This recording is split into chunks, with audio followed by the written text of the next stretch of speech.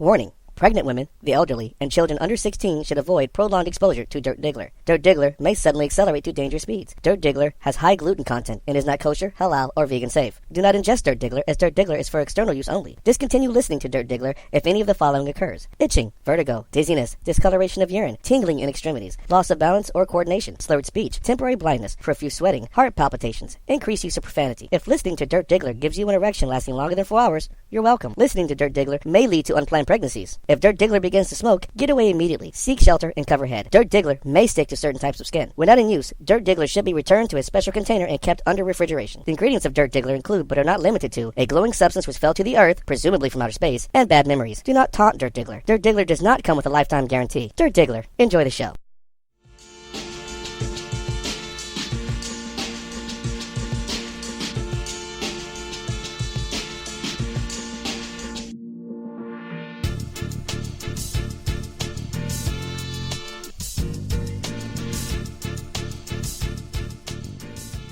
Yo, what's going on? It's Dirt Diggler, the dirtiest Diggler to ever Diggler if a dirt could Diggler, so to speak.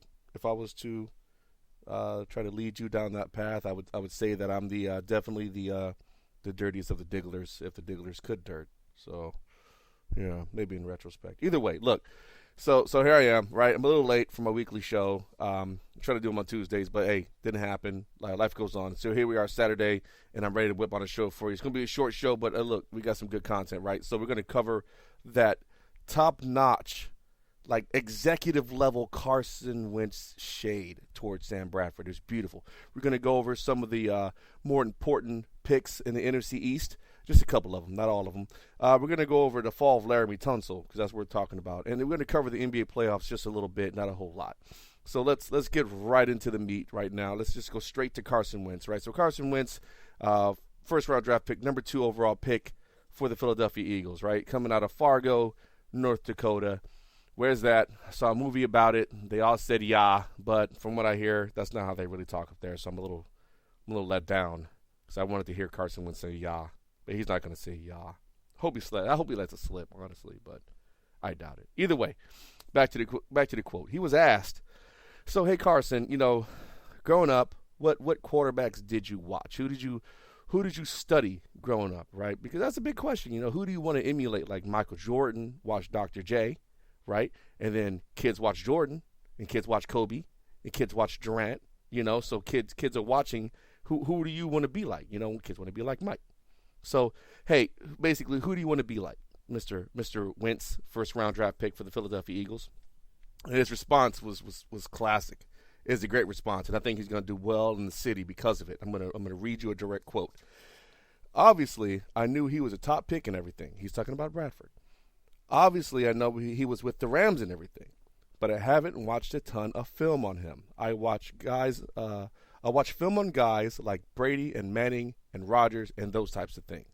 End quote. So that's shade. And I'm going to tell you why it's shade. Basically, what he's saying is the Sam Bradford, who was presumably the starter for the Philadelphia Eagles, who is currently in protest of the selection of Carson Wentz because he feels like his days are numbered and doesn't want to compete for, in the competition he feels is rigged at this point. He's basically saying, hey, look, I don't watch Sam Bradford because Sam Bradford's never won anything. Like, Sam Bradford's never been on a playoff team. Sam Bradford won a Heisman Trophy in college. That's cool. But at this level, the level we find ourselves out right now in the NFL, Sam Bradford hasn't accomplished much of anything. What was he, Offensive Rookie of the Year? And then that's it. He's at 6 years. He's played, I want to say, bulk of those 6 years. And he has nothing to show for it, except a bunch of money that he's sitting on as he cries. But either way, so let's look at the players that Carson Wentz did mention. He mentioned Brady. That's 4 Super Bowls. Dubious or not, there's 4 Super Bowls. Manning, that's another 2. It doesn't matter which Manning you talk about because there's 2 Mannings and they both have 2 rings. And Rodgers. So we'll just say he'll talk about Peyton, right? Talk about Peyton Manning. So between Brady and Peyton Manning, there's 6 championships. And then you add a 7th championship with Aaron Rodgers' ring. The same Aaron Rodgers who Brett Favre, remember him? Pretty good player from what I hear. Who Brett Favre kept on the bench for 4 years, and he was a first-round pick. So it wasn't like Rodgers came out of nowhere. Rodgers was the man. He came out of Cal. Either way, Sam Bradford's never won anything. Why would I waste my time studying a guy who is not at the top of the game? I'm not trying to be like Sam. I'm trying to be like Tom or Peyton or Aaron. I'm not trying to be like, Sam Bradford. And I thought that was pretty damn shady. I thought it was pretty shady that he would say that, and I applaud him for that because he deserves to make that statement considering what's going on with Sam Bradford. Of course, he's a professional, right? So, hey, how are we going to handle the locker room with Sam Bradford? The statement was, I don't know. We'll cover it when we get there. We'll cross that bridge. But right now, I can't say much of anything, So he definitely took the company line and did the respectful thing with how he approached that question. But in his brutal honesty in that first question, he eviscerated Sam Bradford. I mean, he gave him the business. There's no coming back from that. Sam's sitting at home boo-hooing about this kid who hasn't thrown a pass yet. The kid hasn't even worn a professional uniform yet. But Sam Bradford's already boo-hooing. We covered that last week. No big deal, whatever, right? We covered it, whatever. So we all know Sam Bradford's a bitch. I don't need D from down south to jump on the line and confirm that because, we all agree he's a bitch at this point. He's a bitch. I wish D was on. D's not on. But, hey, look, Sam Bradford's a bitch. Doesn't change his bitchness. Terrell Owens was asked a question this week how he felt about it. He felt Sam Bradford was a coward for shrinking in the face of competition. And as much of a divisive player as Terrell Owens was, especially for my birds, he's 100% correct. Terrell Owens has never shirked from competition. He may have held out and had a hissy fit over money, but it wasn't like he was worried that somebody was going to take his spot. T.O. knew that he was the best damn player on the field, and you weren't going to tell him. You had to show him. So, and I respect that about Terrell Owens. He was, he's like the number 5 receiver all time in a lot of different categories. So I think, regardless of how he handled Philadelphia and how Philadelphia handled him, I believe his opinion holds some water. Sam Bradford's being a coward. Either way, look, top-notch shade from Wentz. Hopefully he continues the tradition of good shady comments, maybe even some direct disses. That'd be great too. And I'm sure that if he continues with that, Philadelphia will embrace him because that's really what it takes. You just kind of got to let folks have it if you're in Philly, and then Philly will get behind you and support you all the way through. So that was great. So last podcast, I made a statement that Dallas was going to draft Paxton Lynch, and I was almost right. So what happened was, they took Ezekiel Elliott number 4 overall, and I mean, I'm not going to criticize that pick. That's a damn good pick.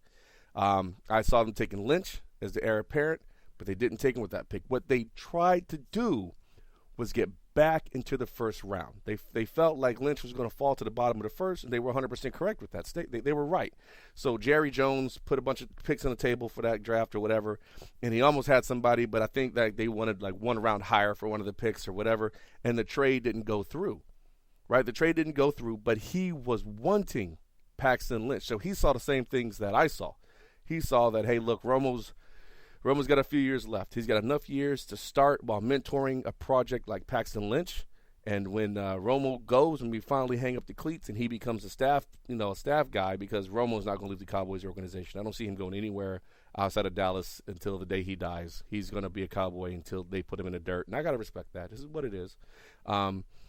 But I saw that as a great opportunity for them to build Paxton Lynch behind a savvy veteran like Romo, who's still capable, but his body is letting him down and his body's betraying him. But Jerry Jones went on record and said, hey, look, I should have overpaid. I should have overpaid. I should have spent the picks, and I should have gotten my guy. I should have gotten Paxton Lynch. And I mean, he went on record to say it. Now, the rumblings in the office around the street is that Jerry Jr. ran this draft. And let me tell you, the Cowboys had a pretty good draft. In fact, all the teams in the NFC East had a pretty solid draft. The only team that's got any really big questions are the Eagles. With the move to get Wentz, the Eagles gave up so much. But if Wentz works out, then obviously the Eagles win because they have a franchise quarterback to go on forward. So, I mean, the Cowboys, they almost got what they wanted. They didn't. And as an Eagles fan, I'm thankful. So, Washington. The Washington professional football team, they draft a receiver, Josh Doxson, who's apparently pretty damn good. So you add this rookie who's not going to cost a whole lot with the Deshaun Jackson, who does cost a lot, with the Pierre Garçon, who still costs a lot. Then they have their tight end game.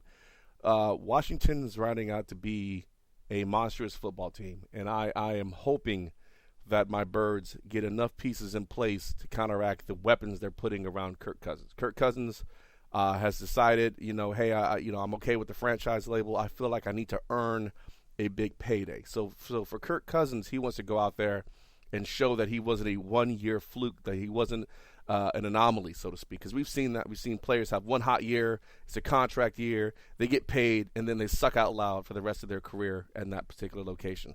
So Cousins is saying, hey, look, I understand. Y'all gonna show me the money next year because I'm gonna come out there, I'm gonna whip it on. And he's betting on himself, and I gotta appreciate that, because I think that it's a departure from what Bradford's doing, is that Kirk Cousins is betting that Kirk Cousins is going to outdo himself from last year and earn a bigger payday than what he would have gotten this year, because Washington was going to pay him for a long-term deal. But, hey, we'll see. The games have yet to be played, but I'm not overly excited about the Washington professional football team or the Dallas Cowboys, but it is what it is. Now, what's curious is the Giants' first-round pick with Eli Apple. Now, Eli Apple is apparently a cover guy. He's like, I'm not going to compare him to Deion Sanders, because Deion Sanders was ridiculous. I watched that man play. He was a monster out there in the field. He did a lot of different things. But what Deion Sanders didn't do was tackle worth of shit. So Deion Sanders doesn't like to tackle. And apparently Deion Sanders doesn't like to tackle, and I don't think Eli Apple can tackle. He's a little dude. There's footage of him getting drugged down the field 15 yards. He's just not a big guy. So I don't know how that's going to work with these professional receivers. These are grown-ass men. Like Pierre Garcon's a monster. These tight ends are beasts. You're going to get caught out on the edge with a running back coming at you. The running back's going to look for you. Hopefully that kid can stay on his feet and stay, healthy, because they're going to be gunning for him, knowing he can't tackle, knowing he's almost exclusively a cover guy. But what makes Eli Apple interesting is not Eli Apple himself, it's his mom. He's got quite the sports mom, and if you don't know much about her, Google her and follow her on Twitter. She's got some really witty things. I think she's a really as far as the sports moms are concerned, I think she's one of the better sports moms out there. She's very pro son, but she's gonna knock her son when he's jacked up, and she makes statements and all this kit and caboodle. I mean, what's the latest anecdote is, they wanted to give him a Rolex for the draft, and his mom was like, yo, if he wants to know what time it is, he can check his phone, so give him a charger cable for his phone. And that's what they did. They gave him a charger cable. I'm like, so she's trying to keep her son grounded. She knows the thirst traps are out there already. So she's telling young ladies, look, only Jesus can quench your thirst. Look, I can respect that. She's trying to keep her son out of trouble. The dude's still young. He's still in his reckless years. I'm not mad at mom. Mom's just going about it really well. Very classy lady. I think as far as a human being, we'll see if he imbues any of her character traits, then he's going to be, a good dude. So I got no issues with Eli Apple, the man. We'll see who that is. But I do have issues with Eli Apple, the draft pick, because I think he was a reach for the Giants. I think he was a reach. He could have been taken lower if that's who they're going for, but we'll see. The games have yet to be played. But the most interesting part of this draft, the most interesting aspect of this, was the fall of Laramie Tunsil. So, and it's been, like I said, it's been a week since everything shook out. It's been over a week. So what happened was his Twitter got hacked, and someone released 2-year-old footage of him hitting a bong. It was a cool bong too. It was like a gas mask built into a bong, and the dude was blazing in the dang dorm or whatever.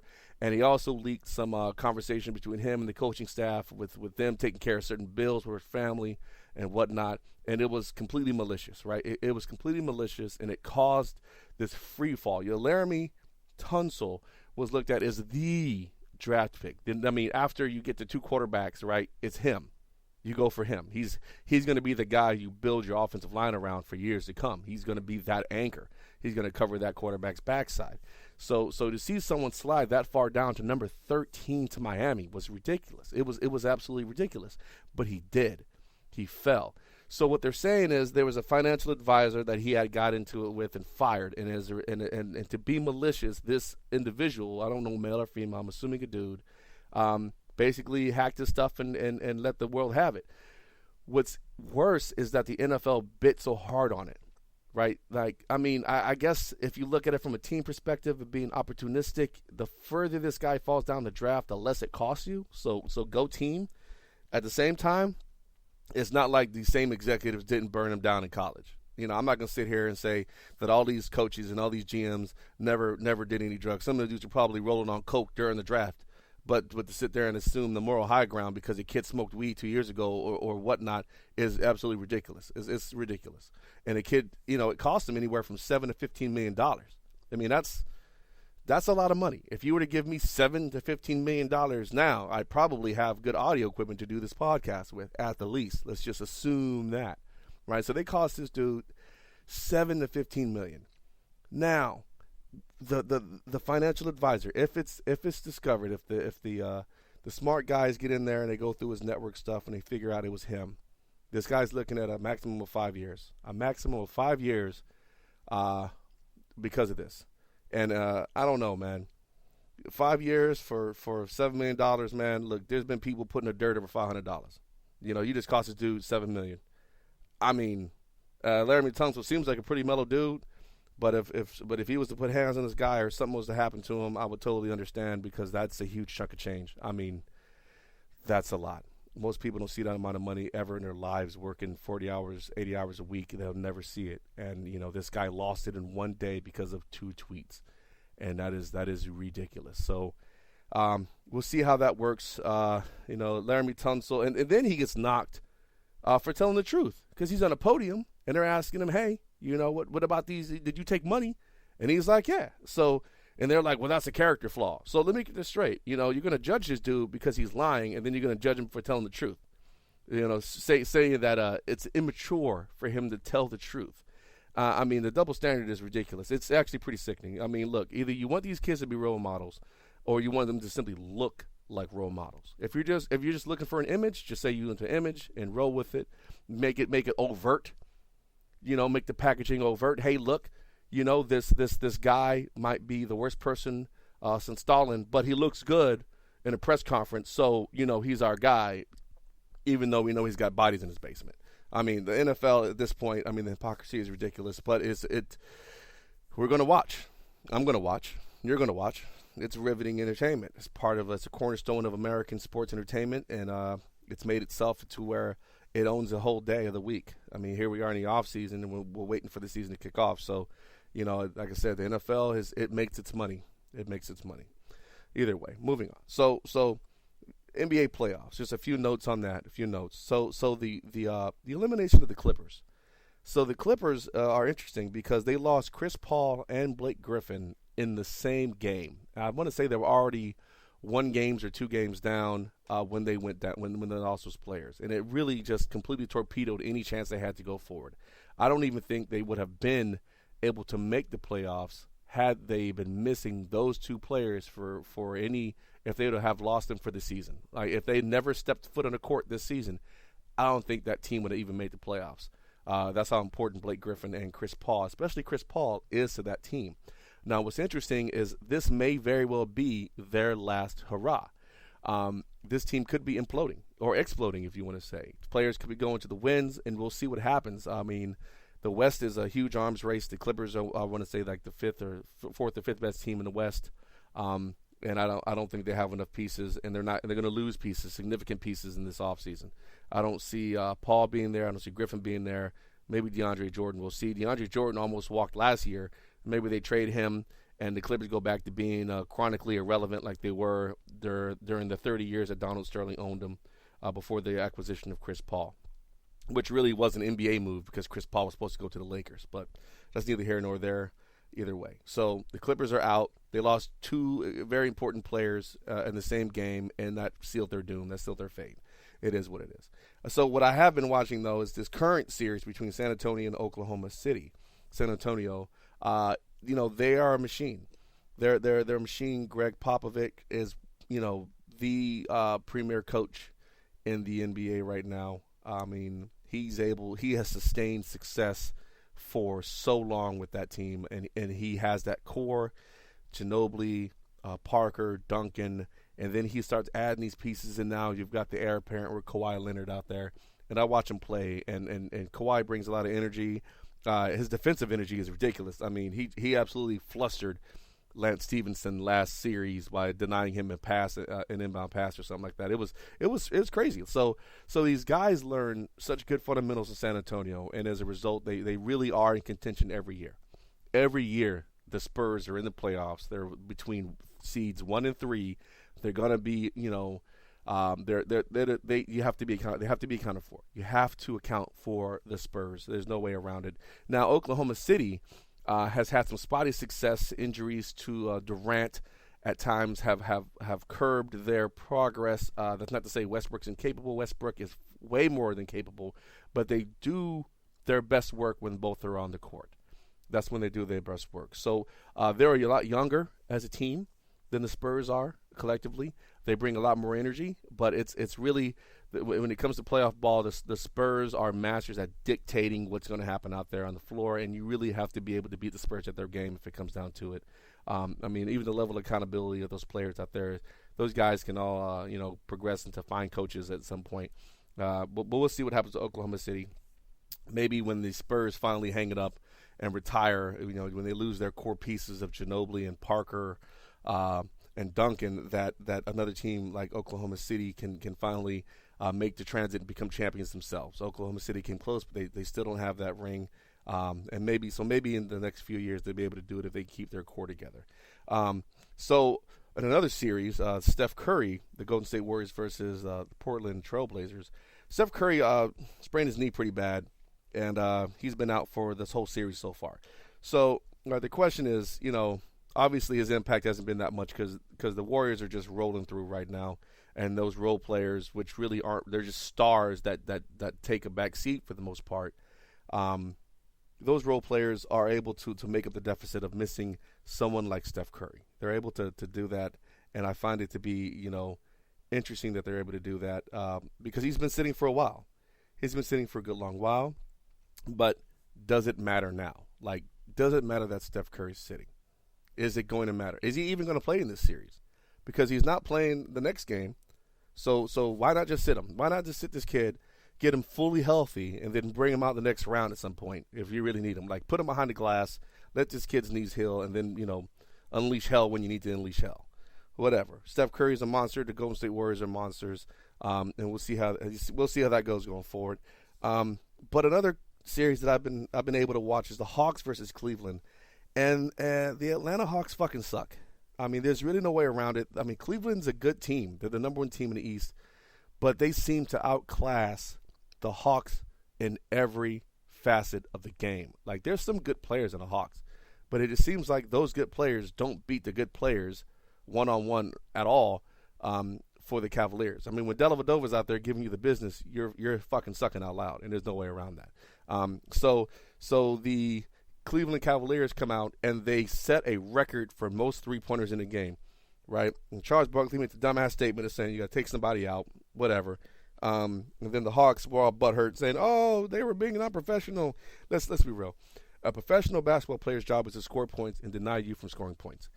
That's your job too. So if you can't keep them from raining 33-pointers down on you, that's your own fucking fault. Like, that's your fault. You can't blame them by saying they should have fucking stopped. Listen, if I know the record is 23 and I can hit 26, I'm going to hit 26. Like, you have to stop me. Your job is to stop me. Do your damn job.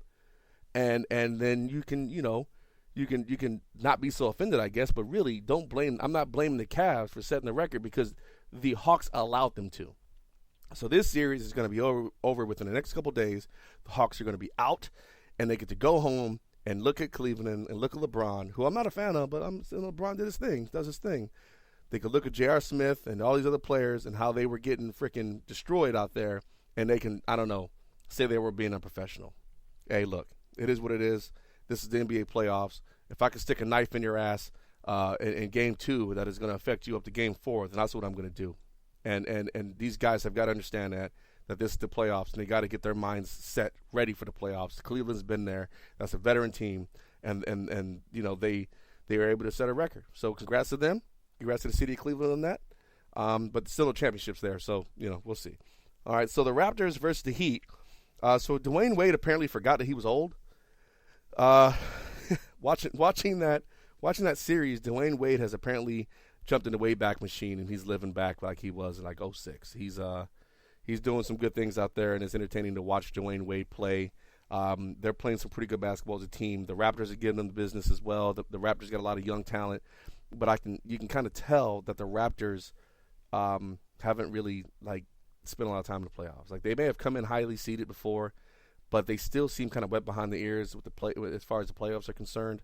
And it's showing because they kind of lose themselves and try to do too much as individual players, and it's detrimental to them when they play a savvy team like the Heat.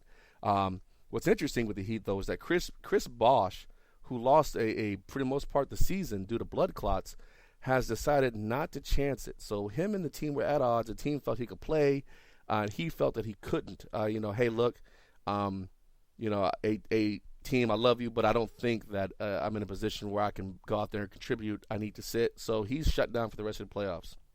So he was never a true center to begin with, but he was the closest thing that they had. So now their soon-to-be Hall of Fame center, Chris Bosh, I'll say he's a Hall of Famer, is not playing for the remainder of this playoff season, for the rest of the season.